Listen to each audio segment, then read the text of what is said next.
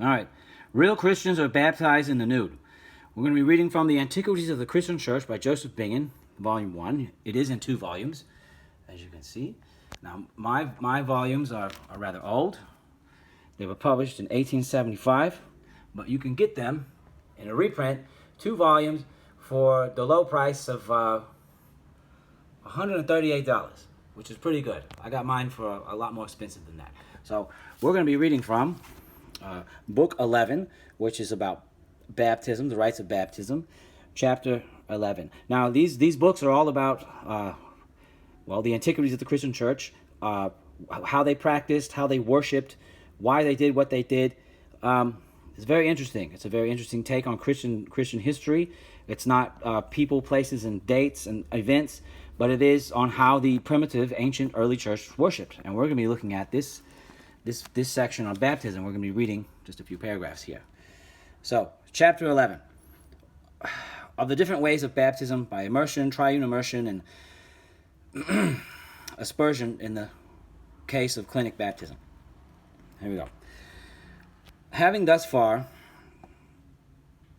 considered all things preceding the very act of baptism, we are now to inquire into the manner how it was generally performed, whether by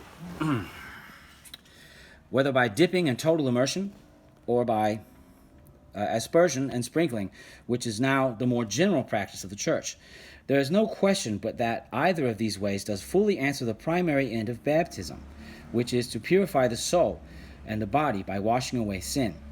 But yet the ancients thought that immersion, or burying under water, did more lively represent the death and burial and resurrection of Christ, as well as our own death into sin and rising again to righteousness. And the divesting or unclothing the person to be baptized did also represent the putting off of the body of sin in order to put on the new man, which is created in righteousness and true holiness. For which reason they observed the way of baptizing all persons naked and divested by a total immersion under water, except in some particular cases of great exigence, wherein they allowed of sprinkling, as in the case of clinic baptism, or where there's a scarcity of water. That persons were divested in order to be baptized is evidently partly from what has been said before of the unction, which was administered not only on the head, but on other parts of the body, partly from express testimonies which affirm it, and also from the manner of baptizing by immersion, which necessarily presupposes it. St. Chrysostom, speaking of baptism, says, "Men were as naked as Adam in paradise, but with this difference. Adam was naked because he had sinned. But in baptism, a man was naked that he might be freed from sin. The one was divested of his glory, which he once had, but the other put off the old man, which he did as easily as his clothes." St. Ambrose says, "Men came as naked to the fount as they came into the world," and thence he draws an argument by way of allusion to rich men, telling them how absurd it was that a man who was born naked of his mother and received naked by the church should think of going rich into heaven. Cyril of Jerusalem takes notice of this circumstance together with the reasons of it, when he thus addresses himself to persons newly baptized. "As soon as you came into the inner part of the baptistry, you put off your clothes, which is an emblem of putting off the old man with his deeds. And being thus divested, you stood naked, imitating Christ, that was naked upon the cross, who by his nakedness spoiled principalities and powers, publicly triumphing over them in the cross. O wonderful thing, you were naked in the sight of men, and were not ashamed, in this truly imitating the first man Adam, who was naked in paradise and was not ashamed. So also Amphilochius, in the life of St. Basil, speaking of his baptism, says, he arose with fear and put off his clothes, and with them the old man.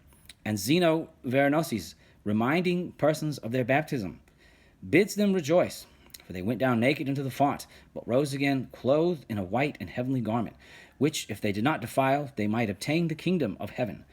Athanasius, in his invectives against the Arians, among other things, lays this to their charge, that by their persuasions the Jews and Gentiles broke into the baptistry, and there offered much abuses to the catechumens as they stood with their naked bodies, as was shameful and abominable to relate.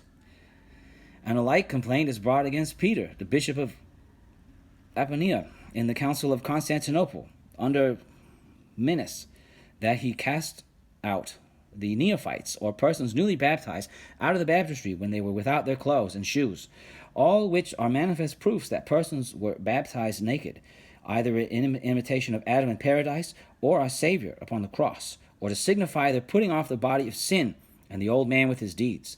And this practice was to them so general that we find no exception. This practice was then so general that we find no exception made, either with respect to the tenderness of infants or the bashfulness of the female sex, save only where the case of sickness or disability made it necessary to vary from the usual custom. Saint Chrysostom is an undeniable evidence in this matter, for writing about the barbarous proceedings of his enemies against him on the great Sabbath or Saturday before Easter, among other tragical things which they committed, he reports this for one, that they came armed into the church, and by violence expelled the clergy, killing many in the baptistry with the women, with which the women, who at that time were divested in order to be baptized, were put into such a terror that they fled away naked, and could not stay in fright to put on such clothes as the modesty of their sex required. And that so it was in the case of children also, is evident from the custom of immersion, which continued in the church for many ages, as also from which is particularly said of infants in the order of Romanus and Gregory's Sacramentarium, that after the priest has baptized them with these immersions, they are to be clothed and brought to the bishop to be confirmed. For the clothing supposes that they were unclothed before in order to be baptized. But yet that no indecency might appear in so sacred an action, two things were especially provided for by ancient rules. One, that men and women were baptized apart, to which purpose the baptistries were commonly divided into two apartments, the one for the men, the other for the women, as I've had occasion to show from St. Austin in another place, that is St. Augustine. Or else the men were baptized at one time and the women at another, as Vossius observes out of the Order Romanus, Gregory's Sacramentarium, Alienus Flaccus, and other writers.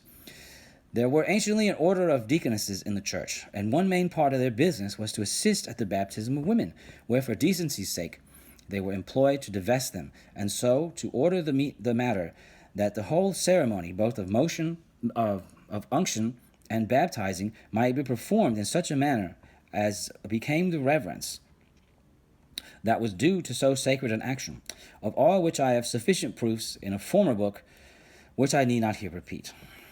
And he's got all kinds of proofs here, which I'm not going to go through, but which you can access this book on the Internet Archive, and you can check out these proofs yourself, or you can order the book on Amazon from Whitman-Stock. They do a good job at printing reprints of old books like this. Now the point is, ancient Christians, it was the practice of ancient Christians to baptize naked. Were you baptized naked? Probably not. You probably weren't baptized naked. Now, there are so many people in the church. There is a large contingent of the church that wants to worship in the way that the early Christians did, that the ancient Christians did. Let's go back to primitive Christianity. Who has that apostolic ancient Christianity? Well, the Orthodox Church, right? Does the Orthodox Church baptize its catechumens in the nude? I don't think so. No, they don't. And why is that? Because times change. Seasons change. People change. Things change. So let's not pretend that anybody, anywhere in the world, in the Orthodox Church especially, is worshiping the way that ancient Christians worshipped. Because guess what? Real Christians are baptized in the nude.